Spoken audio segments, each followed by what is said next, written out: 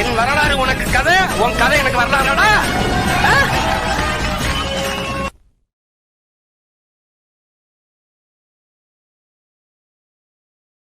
உலகெங்கும் வரைவாழும் தமிழர்கள் அனைவருக்கும் வணக்கம். இது வரலாறு வழிவழி. நான் செல்வகுமார். அனைவருக்கும் வணக்கம். நான் வரலாறு பூலோகம். இந்த தமிழ்நாடு இருக்குல்ல, இந்த தமிழ்நாட்டுக்கு இதுக்கு முதல்ல அமைதி பூங்கா அப்படின்னு ஒரு பேர் இருந்தது.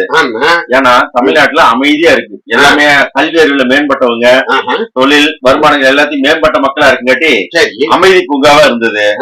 அதுக்கப்புறம் இடையில என்ன தெரியுமா, எந்த கொம்பும் குறை சொல்ல முடியாது ஆட்சி நடத்தியே நம்ம மாடல் ஆட்சியில எந்த கொம்பும் குறை சொல்ல முடியாது. சரி, இப்ப என்ன தெரியுமா, திராவிட மாடல் ஆட்சி எல்லா பக்கம் மக்கள் போற இடத்துல எல்லாம் சிறப்பா இருக்குது சிறப்பா இருக்குன்னு சொல்றாங்க. சூப்பர் சூப்பர்ங்கிறாங்க. சூப்பரா இருக்குது. தமிழ்ல சொல்றேன் நான் சிறப்புன்னு, இங்கிலீஷ்ல சொன்னா சூப்பர் சூப்பர் சூப்பர். தமிழ்நாடு மக்கள் பூரா போற பக்கம்லாம் சூப்பர் சூப்பர். திராவிட மாடல்னா சூப்பர் சூப்பர் அப்படிங்க. திராவிட மாடல்னாலே சூப்பர் தான். இது யாரு சொல்லிருக்கா தெரியுங்களா? நம்ம திராவிட மாடல் முதலமைச்சரே மு.க. ஸ்டாலின் அப்படி சொன்னா கூட கோச்சிக்காங்க. மிஸ்டர், அதாவது மாண்புமிகு மூத்துவேல் கருணாநிதி ஸ்டாலின் அவர்கள் சொல்லியிருக்காங்க. எப்படி அவர்தான் சொல்றேன், எல்லா பக்கமும் சூப்பர் சூப்பர் சூப்பர்னு சொல்றாங்க. அந்த சூப்பர் என்னன்னு அவுத்து விட.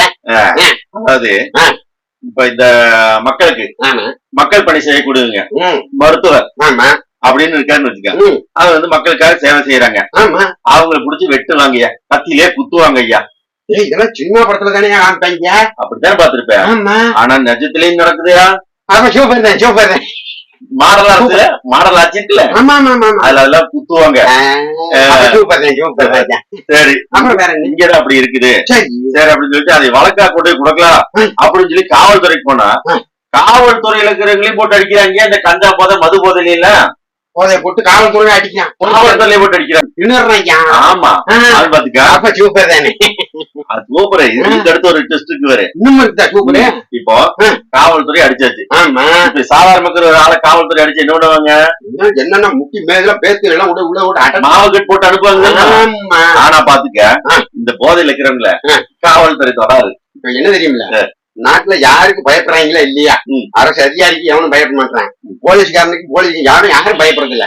கஞ்சா அடிக்கிறவன் போதையில் இருக்கிறவனை பார்த்தாச்சும் பயப்படுறாங்க. ஏன்னு சொல்லு, அவங்களுக்கு தொடவே முடியாதே. ஏன் போட்டு வெளுத்தி விட்டுறாங்க. அப்புறம் வெளுத்து விடுறது மட்டும் இல்ல, அவங்களை கை வச்சோம்னா தமிழ்நாடு அரசுக்கு வருமானம் போகுது. அவன் அடிக்க மாட்டாங்க. ஏன் தெரியுமா, அவங்களுக்கு யாரு இருக்கிற சம்பளம் நாம இங்க போய் குடிக்கிறதுனால வருமானம் வருது, அதை வச்சுதான் சம்பளமே கொடுக்குறாங்க. அப்புறம் அவனை அடிப்பாங்களா அரசு அதிகாரிகளுக்கு? அப்புறம் எப்படி கை வைப்பான்? அவன் அடிக்க மாட்டாங்கல்ல. அப்ப சூப்பர் தான் சூப்பர். அது கொடுத்தது. சரி, காவல்துறை இந்த மாதிரி ஆகி போயிடுச்சு. சரி, நீதித்துறையோட போய் கொடுக்கலாம். அவங்க ஒரு வக்கீல போய் பார்த்தா வக்கீல் ரோட்டில வச்சு வெட்டுறாங்க ஐயா. நீதிமன்ற வளாகத்துல வச்சு வேற வெட்டினா கூட தூரமா சொல்லி நீதிமன்ற வளாகத்துக்கு எப்படி வந்துதான் நாங்கன்னு அங்கே வச்சு வெட்டினா, சினிமா படத்துல அந்த மாதிரி பண்ணா சிவகர் சிவகர் சிவன் கை கட்டுவான். இப்ப நிஜத்திலேயே லைவா போட்டு காமிக்குது திராவிட மாடல்ல. அப்படின்னா திராவிட மாடல்னா சூப்பர் தான். சூப்பர் தானே, நீங்களும் பாருங்க. Super super super. நீங்க பாத்துட்டு சொல்லுங்க. சூப்பர் சூப்பரா இருக்கு, அருமையா இருக்குதுண்ணே. சரி, இதுதான் இப்படி இருக்குது. சரி, அப்படி போனா ஆசிரியர் ஆசிரியரும் முடிச்சு வெட்டுறாங்க ஐயா, குத்துறாங்க ஐயா. அவங்க பாருங்க, சினிமாவில ஒரு தலை பட்சமா காதலிப்பேன். ஏடா இவன் எப்படி இருப்பான் ஏது இருப்பான் என்னன்னு இவன் பாட்டுக்கு ஒரு தலை பட்சமா காதலிச்சுட்டே. நான் அப்படித்தான் காதலிப்பேன். ஆனா நீங்க எனக்கு காதலிக்கணும். இது என்ன கத்தி எடுத்து குத்துவேன்னா, நான் எப்படி இருந்தாலும் என்னை காதலிச்சுக்கணும் அப்படின்னா அவனை கத்தியால் எடுத்து குத்துனா, ஆசிரியர் அரசு பள்ளிக்கூடத்துக்குள்ள உள்ளேயே போய் குத்துறேன். இது எப்படி இருக்குது? இதுதான் சட்டம் ஒழுங்கு அமைதி பூங்கான்னு அமைதி பூங்காவுல அமைதி பூங்கால இப்ப அமைதி இல்லாத பூங்காவா இருக்கு. அப்ப இது நல்லா சூப்பர் ஐயா. இது ஒரு சரி, இதெல்லாம் பரவாயில்லையா. சரி, ஒரு கிராமத்துல அப்படியே காத்தோரமா ஆத்தோரமா அப்படியே இயற்கை உபாதைகளுக்கு ஒரு குழந்தை போயிருக்குது. அந்த குழந்தை 3 பேர் சேர்ந்து கற்பழிக்கிறானுங்க ஐயா. 14 வயசு அந்த சின்ன சின்ன குழந்தையிலே கற்பழிக்கிறாங்க. இந்த மாதிரி எல்லாம் ஆகுது. சரி, கற்பழிக்கிறாங்க, குழந்தையில கற்பழிக்கிறாங்க. அந்த தாய் தந்தை போய் போலீஸ்ல புகார் கொடுத்தா அவங்களும் பிடிச்சி சொல்ல போறாங்க, எவனை பிடிக்கணும் அவனை விட்டுட்டு. இதுதான் சூப்பர். ஏன் திராவிட மாடல் சூப்பரா இருக்கேன். ஏன்டா பிள்ளை பெத்தன்னு சொன்னா அப்படி இப்படி அப்படிதான் போய்கிட்டு பிள்ளை பெத்த ஒண்ணு தூக்கி ஜெயில போடணும்னு சொல்லியா? அப்படிதான் பண்ணிட்டு இருக்காங்க. இப்ப என்ன இந்த மாதிரி கற்பழிச்சவன அவனை தூக்கி போக்சோ சட்டத்துல உள்ள போட. அது எப்படி நீதிமன்றத்துல நீதிபதி சொன்னதுக்கு அப்புறம் தான் அந்த வேலை செய்யாங்க. அது வரைக்கும் செய்ய மாட்டாங்க. அப்ப தெரியாது. அதுதான் சூப்பர் மாடல். அப்ப சூப்பர் மாடல். சரி, சொல்லிருக்கேன். இதெல்லாம் பரவாயில்லையப்பா. சரி சரின்னு சொல்லி வீட்டுக்கு போனா, அங்க போனா ரொம்ப வருஷமா நீ புறம்போக்கு இடத்துல இருந்திருக்க, ஆக்கிரமிப்பட்ட இடத்துல நீங்க வந்து ஆக்கிரமிப்பு நிலத்துல வந்து நீ குடியேறி இருக்கிற எவ்வளவு 100 வருஷம் 50 வருஷத்துக்கு முன்னாடி இருந்தல நீ முதல்ல வீட்டை காலி பண்ணு இந்த ஆக்கிரமிப்பு நிலம் அங்க போய் வேற பிரச்சனை நடக்குது. இதே மாதிரி சின்ன இடத்துல எப்படி வீடுகள்ல வாசல் எல்லாம் பூரா இங்க இருக்கு அங்க இருக்கு கூட இடிச்சு ஜேசிபி வச்சு இருப்பாங்க. அதை பார்த்துட்டு மக்கள் எல்லாம் போராடுவாங்க. அதுக்கு ஒரு தலைவர் வருவாரு, அவருடைய கதாநாயகன். அப்படி இருந்து இப்ப நெஜத்திலேயே பண்ண ஆரம்பிச்சுட்டாங்க. அது சூப்பர்ல. இது அப்ப கரெக்ட் சூப்பர். இங்க வீடுல எப்படி இருக்குது, சரி நம்ம ஏதாவது காட்டுக்கு போய் வயல்லயே ஒரு குடிசை இடிச்சு போடலாம் அப்படின்னு சொல்லிட்டு அங்க ஒரு தோட்டத்துக்கு போய் இடத்துக்கு போலாம், மேட்டாங்காடா இருக்குது அப்படின்னு அங்க போனா இது வந்து விமான நிலையத்துக்கு சொந்தமான விரிவாக்கம் பண்ண போறோம். இங்க வந்து குடிசை போட வரீங்க, இங்கேயும் இல்ல இங்க நிலம் கையகப்படுத்த போறோம் கிளம்புன்னு சொல்லிட்டாங்க. அங்கேயே போராட்டம் நடக்குது.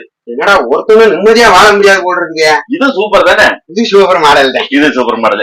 சரி அங்கதான் அப்படி பண்ணிட்டாங்களே. சரி சரி ஏதோ ஆத்தோரம் குளத்தோரம் போய் ஓரமா எங்க இருந்துக்கலான்னு போனோம்னா அங்க போய் உட்கார்ந்து போனோம்னா இது வந்து ஆக்கிரம் பண்ண ஏரியல் குளம் ஆக்கிரம் பண்றீங்க அப்படின்னு சொல்லி அங்கேயும் வந்து ஆக்கிரம் பண்றேன்னு அங்கேயே பண்ணி விட்டாங்க. இது வந்து சூப்பர் மாடலே இல்லையா? நல்ல சூப்பர் மாடல், அருமையான சூப்பர் மாடல். இப்ப ஒரு பக்கம் மாணவர்கள் பிரச்சனை, இன்னொரு பக்கம் மீனவர்கள் பிரச்சனை, இன்னொரு பக்கம் அரசு ஊழியர்கள் அதாவது போக்குவரத்து ஊழியர்கள் போராட்டம், இந்த பக்கம் மின்சாரம் அதாவது டெம்பரரியா வேலை கட்டுங்களா அவங்க ஒரு பக்கம் போராட்டம், அந்த பக்கம் தனியார் சாம்சங் நிறுவனம் அங்க ஒரு பக்கம் போராட்டம். அப்படியே இந்த வந்தோம்னா இந்த விமான நிலையத்துக்கு ஒரு பக்கம் போராட்டம். எங்கதான் போராட்டம் இல்லாம இதெல்லாம் சேர்ந்து என்ன சொல்றாங்க, சூப்பரான ஆட்சி நடக்குது மாடல் ஆட்சி, சூப்பரான ஆட்சி, சூப்பர் மாடல்ங்கிறாங்க. ஆமா மக்கள் எது இந்த மாதிரி எல்லாம் ஆட்சி ரொம்ப மகிழ்ச்சியா வாழ்ந்துட்டாங்கன்னு சொல்றாங்க. எது வீடெல்லாம் காலி பண்றது நிலத்தை போடுறதுலாம் சூப்பரா இருக்கு. போராட்டம் நடந்துட்டு இருக்கு. ஆனா இதெல்லாம் அவருக்கு தெரியுமா தெரியாதா? யாருக்கு? ஐயா மு க ஸ்டாலின் அவர்களுக்கு, முதலமைச்சருக்கா?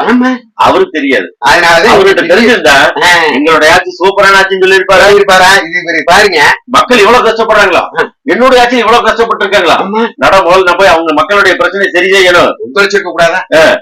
நல்ல வேலையா. ஆக எடப்பாடி பதவி விலக வேண்டும் சொல்லி சொல்லாம போராட்டம் பண்ணாம இருக்கிறாரு. ஆட்சி அவர் இல்லைன்னு தெரிஞ்சிச்சு. யார் ஆட்சியில் இருக்கிறாங்க? திமுக மாடல் ஆட்சி தானே, திராவிட மாடல். அப்ப நம்ம தான் சரி செய்யணும். ஆனா நமக்கு அதுக்கெல்லாம் நேரம் இல்லை. நேரம் இல்லை ஐயா. ஒரு நாட்டுல திராவிட மாடல் ஆட்சியில மக்கள் எந்த அளவுக்கு பாதிக்கப்பட்டு வாழ்றதுக்கே வக்கு இல்லாம அவன் வாழ்றாங்கிறது தெரியாமையே சூப்பரா இருக்குதுன்னு சொல்றாருன்னா அவருக்கு இதுதான் சூப்பர். இதுதான் இருக்கிறதுல ஹைலைட் சூப்பர். இதுதான் சூப்பர். இப்ப இதெல்லாம் சரி செய்யணும்னா என்ன பண்ணணும்? நாங்க சரியான ஆளை கொண்டாந்து உட்கார வைக்கணுங்க. அதுக்குதான் அண்ணன் செந்தமிழன் சீமான் வந்து நதிக்கு ஒரு அறிக்கை விட்டாரு. அவரு விட்டாரு என்ன விட்டுருக்காரு. இது வரைக்கும் தமிழ்நாட்டுல இருக்கிற எல்லா அரசியல் கட்சி தலைவர்களுமே ஒண்ணும் பயப்படுவாங்க. எதுக்கிட்ட நமக்கு தேவையில்லாத வம்பு அப்படின்னு சொல்லிடுவாங்க. இல்லைன்னா அவங்க மேல குற்றம் சொன்னோம்னா நீ யோக்கியமா அப்படின்னு கேட்பாங்க. அப்படின்னு திருப்பி கேட்டுருவாங்க. நீ உங்க ஆட்சியில் அப்படி நடக்கலையா அப்படின்னு கேட்பாங்க. உங்க ஆட்சியில் மட்டும் துப்பாக்கி சூடு நடந்தது, உங்க ஆட்சியில மட்டும் 8 வழிச்சாலைக்கு எடுத்தீங்களே அப்படி எல்லாம் கேட்டுருவாங்க. போவாங்க உத்தரகாண்ட் ஊபி அப்படி இப்படின்னு போவாங்க. அங்கதான் பண்ணிட்டாங்க அதெல்லாம் உங்களுக்கு தெரியாதான் பாருங்க அப்படியே சொல்லிட்டு விட்டுருவாங்க. சொல்லிட்டு எல்லாம் பயந்துட்டு என்ன பண்ணுவாங்க, நமக்குமே இறுகிக்குவாங்க. ஆனா அண்ணன் செந்தமிழன் சீமான் மட்டும்தான் இதுக்கு ஒரு தீர்வு சொல்லிக்கிறாரு. இந்த மாதிரி மக்கள் பிரச்சனை வந்து இந்த மாதிரி போராட்டம் ஆர்ப்பாட்டம் இல்லாம இருக்கணும்னா ஒரே ஒரு யோசனை தான். திமுகவை இந்த ஆட்சி அதிகாரத்துல இருந்து தூக்கி போட்டுட்டோம்னா நல்ல யோசனை, மக்கள் நிம்மதியா வாழலாம் தமிழ்நாட்டுல. இது யாருமே சொல்லிருக்க மாட்டாங்க, எந்த அரசியல் கட்சி தலைவரும் சொல்ல மாட்டாங்க, சொல்லிருக்க மாட்டாங்க. எப்படி சொல்லுவாங்க? இந்த மாதிரி ஒரு யோசனை சொல்றதுக்கு, இந்த மாதிரி கருத்து சொல்றதுக்கு ஒரு தில்லு வேணும் இல்ல.